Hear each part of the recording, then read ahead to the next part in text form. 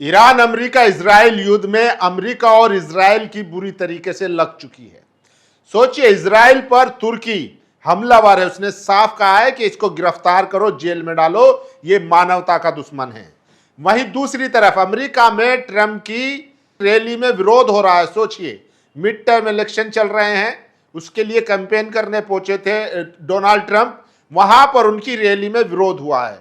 तो सोचिए ट्रंप ने किस तरीके से अमेरिका को बर्बाद कर दिया है। वहीं दूसरी तरफ अब दुनिया नई करवट पलट रही है, नई राजनीतिक समीकरण बन रहे हैं, अमेरिका की बादशाहत खत्म होती जा रही है। सोचिए, कल कहा था जॉर्जिया ने कि हम आर्थिक पाबंदी का समर्थन नहीं करेंगे जो अमेरिका ईरान के खिलाफ लगाने जा रहा है।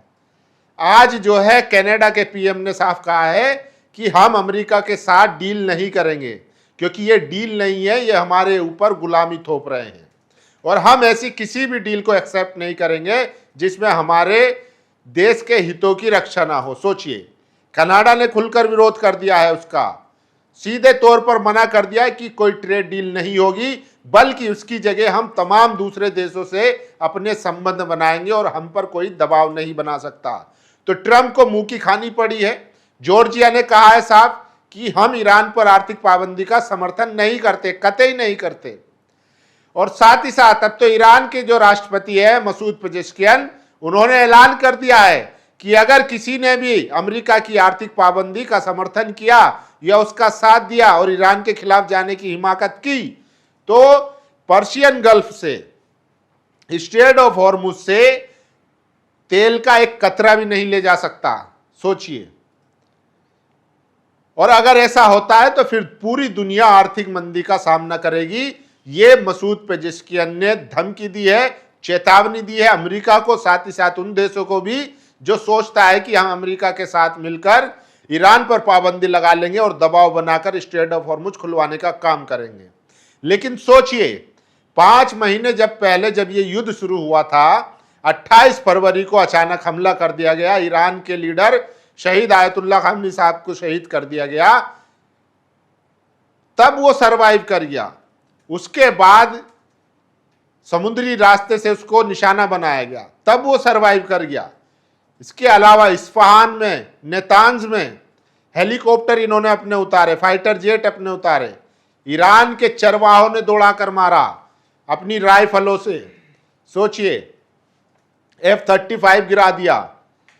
तो क्या वो ईरान को हरा सकता है? जब डील करने की बात आई, पीस टॉक की बात आई, तब ईरान ने अपनी शर्तों पर झुकाया। ये तो ट्रंप खुद मानते हैं। उन्होंने कहा था कि ईरान जो है भले ही वॉर हार जाए, लेकिन पीस टॉक में कभी नहीं हारा है, और वही हुआ। ईरान ने पीस टॉक में भी, मतलब अब्बास अरागची जो उनके विदेश मंत्री हैं, और मोहम्मद गालिबफ, सोचिए क्या लेवल के आदमी हैं। अब्बास अरागची तो इतने, मतलब उनका जो IQ है और उनकी जो स्टडी है, पूरी ज्योग्राफी, हिस्ट्री, सबको अच्छी तरीके से वो जानते हैं, पढ़ चुके हैं। सोचिए किस तरीके का शानदार जवाब देते हैं वो, आपको देखना चाहिए। हीरो है इस युद्ध के वो। अब्बास अरागची ने इंटरनेशनल लेवल पर जो अमेरिका का जो प्रोपेगेंडा था ईरान के खिलाफ, उस मिथ को तोड़ने का काम किया है और बहुत ही शानदार जवाब देते हैं। तो सोचिए, जब ईरान वहां टिक गया तो वो अब आर्थिक पाबंदी लगाकर आप उसका क्या ही बिगाड़ लेंगे। इसीलिए, क्योंकि देखिए, ईरान आज भी चाइना को तेल बेच रहा है, रशिया को बेच रहा है, कोरिया को बेच रहा है, और तमाम जगह पर वो बेच रहा है। चाइना और रशिया ही इतना तेल खरीद रहा है कि उसकी इकोनॉमी चल रही है, उसे और विदेशों को बेचने की जरूरत ही नहीं है। मतलब उसके सर्वाइवर के लिए इतना ही काफी है। और चाइना को आप रोक के दिखा दीजिए, मना करके दिखा दीजिए। चाइना से कहा कि आर्थिक पाबंदी में हमारा साथ दिए, चाइना बोला अपना काम करो, हमें मत सिखाओ किस पे पाबंदी लगानी है, किस पे नहीं। वहीं ट्रंप जो है कह रहे हैं कि किम जोंग जो है वो बहुत अच्छे आदमी है, उनके पास 57 न्यूक्लियर वेपन है और मेरी बहुत अच्छी अंडरस्टैंडिंग है। कहने लगे कि हमारा साथ दो ईरान के खिलाफ युद्ध में। किम जोंग कह रहे हैं कि मैं युद्ध में आने के लिए तैयार हूं, लेकिन मिसाइल इजराइल पे गिराऊंगा। सोचिए, तो किम जोंग की अलग एंट्री है, उसका अलग स्वैग है, और वो ईरान के साथ बना हुआ है। उसने भी साफ मना कर दिया है कि भैया हमसे उम्मीद मत रखना, हमारी ज्यादा खोपड़ी घुमाओगे तो हम सीधा इजराइल पर हमला करेंगे। सोचिए, इजराइल की तो मतलब उसकी ये नौबत आ चुकी है। तुर्की, अभी बीते दिनों इजराइल ने क्या करा, तुर्की से सटे इलाके सीरिया में इराकी मिलिट्री बेस पे हमला कर दिया। उसको लेकर तुर्की नाराज है और उसने साफ कहा है, इंटरपोल से कहा है कि इसके खिलाफ रेड अलर्ट नोटिस जारी करो, और उसने गिरफ्तारी की मांग की है। मतलब सोचिए, नेतन्याहू छिपता फिर रहा है, उसको समझ नहीं आ रहा है, लेकिन फिर भी इतना सब कुछ होने के बाद भी इनके अंदर नफरत जो है कम होने का नाम नहीं ले रही है। ये जो भारत के जो अंधभक्त हैं उनसे 10 कदम आगे हैं। सोचिए, अब जो है इजराइल एक नया प्लान लेके आया है, जो इनके सेटलर हैं, जो इलीगल सेटलर हैं, उनको गाजा में बसाने का। इसको लेकर 8 मुस्लिम देशों ने कंडेम किया है और चेतावनी दी है कि ये सरासर गलत है। अगर इसकी ऐसा कोई कदम उठाने की हिमाकत करोगे, उसका खामियाजा भुगतना पड़ेगा। अब स्थिति बदल चुकी है। अगर तुम सोच रहे हो कि तुम्हारा आका अमेरिका, आका ट्रंप आके तुम्हें बचा लेगा, तो वो दिन गए। अब ईरान, तुर्की, पाकिस्तान, सऊदी अरब, ओमान, जॉर्डन, यूएई, सारे जो मुस्लिम कंट्री हैं, गल्फ देश हैं, वो सारे के सारे जो है वो हमला बोलेंगे। तुर्की ने तो यहां तक कह दिया कि सबकी जरूरत ही नहीं है, मैं अकेला ही काफी हूं और इसको नक्शे से मिटा दूंगा।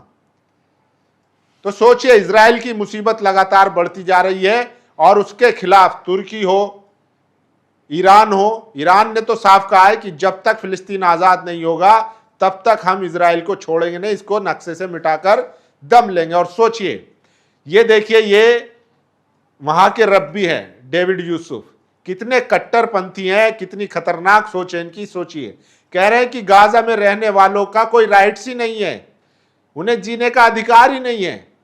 सोचिए, इन लोगों ने यहूदी धर्म को बदनाम करने का काम किया है। ज्यूस और जायनिस्ट दो अलग अलग चीजें हैं। जैसे भारत में आरएसएस और हिंदुइज्म अलग है और आरएसएस वाला हिंदुत्व अलग है, उसी तरीके से इजराइल में जो जायनिस्ट हैं, जो कट्टर हैं, जो मानव को मानव नहीं समझते हैं, जिन्होंने गाजा में नरसंहार किया, उसी में से आते हैं ये रब्बी डेविड यूसुफ।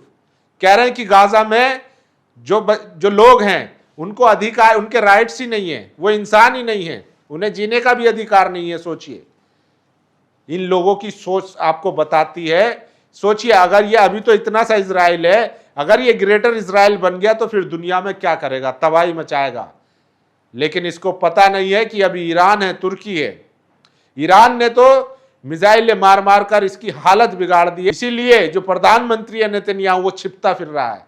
उसकी जनता 6 महीने से बंकरों में है, लेकिन अपनी जो कट्टरता है उससे बाज नहीं आ रहे हैं।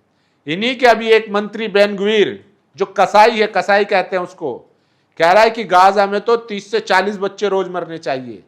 30 से 40 आदमी या जो बंदे हैं, इंसान है, उनको मरना चाहिए। सोचिए, कैसी सोच है मानवता विरोधी। इसीलिए नेतन्याहू के खिलाफ और बेन गुवीर के खिलाफ आईसीजी ने, जो इंटरनेशनल कोर्ट ऑफ जस्टिस ने है, उसने वारंट निकाला था। पूरी दुनिया में थू-थू हो रही है। सोचिए, अब जो सेटलरों को बसाने का प्लान लेकर आए हैं, इसका विरोध यूरोपीय यूनियन ने भी किया है, यूरोपीय संघ ने भी किया है। सोचिए, जो इनको अब तक मदद पहुंचाता रहा था, जो इनकी मदद कर रहा था, तो इन्होंने सारी हदें पार कर दी है, मानवता की, इंसानियत की, सबको शर्मसार कर दिया है। लेकिन ईरान ने बता दिया है कि जब जब फिरौन होता है तो मूसा भी आता है। जब जुल्म बढ़ता है तो उसके खात्मे का भी इंतजाम होता है, और वही हुआ। ईरान जो 40 सालों से इंतजार कर रहा था, तैयारी कर रहा था, लोगों को लग रहा था कि ईरान कट्टरपंथी देश है, रूढ़िवादी देश है, कि इनके पास कुछ नहीं है, लेकिन ईरान ने बता दिया कि वो फ्यूचर की तैयारी कर रहा था। उसको पता था एक ना एक दिन ये जायनिस्ट लोबी और अमेरिका मिलकर उस पर हमला जरूर करेंगे, और उसकी पूरी तैयारी थी। और उसने जो पलटवार किया है, ऐसी मार मारी है कि अमेरिका और इजराइल अभी तक उससे उभर नहीं पा रहा। सोचिए, $40 ट्रिलियन का कर्जा हो चुका है अमेरिका पर इस युद्ध के दौरान। अमेरिका में ट्रंप की रैलियों में उसका विरोध हो रहा है कि तुमने भैया क्या किया, हमारे देश को बर्बाद कर दिया। कर्जे में डुबा दिया, सोचिए।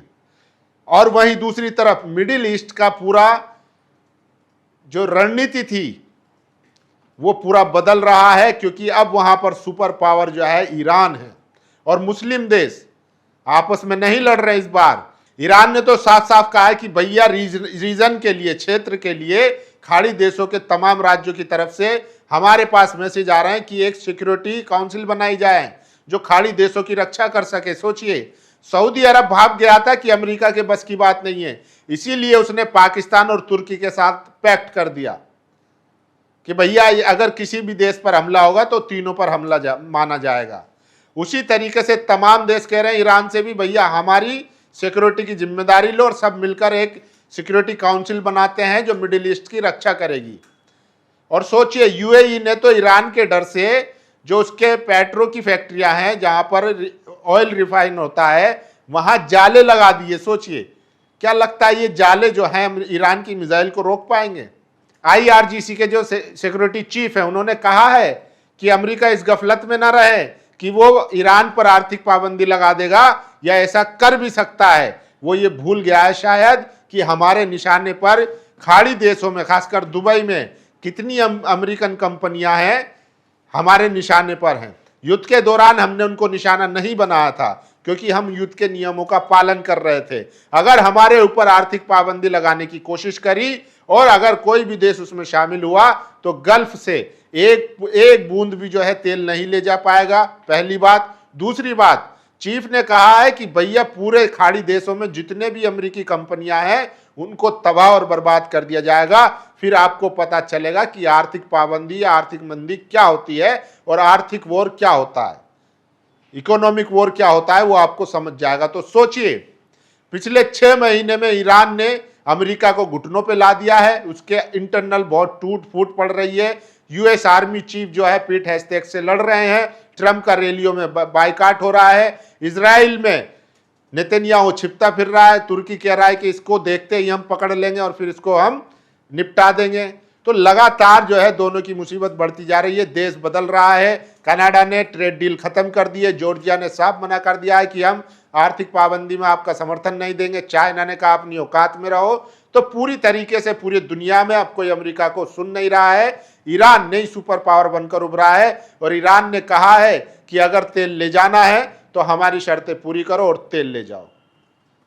बाकी आप लोगों की क्या राय, अपनी राय जरूर दीजिए। शुक्रिया। नेशनल दस्तक की आपसे गुजारिश है कि अगर इसको बचाना चाहते हैं तो नेशनल दस्तक को सब्सक्राइब करने के लिए रेड कलर के सब्सक्राइब बटन को दबाएं, फिर बेल आइकन की घंटी दबाएं। नेशनल दस्तक को बचाने के लिए बहुत जरूरी है कि हर खबर को शेयर करें, लाइक करें, कमेंट जरूर करें।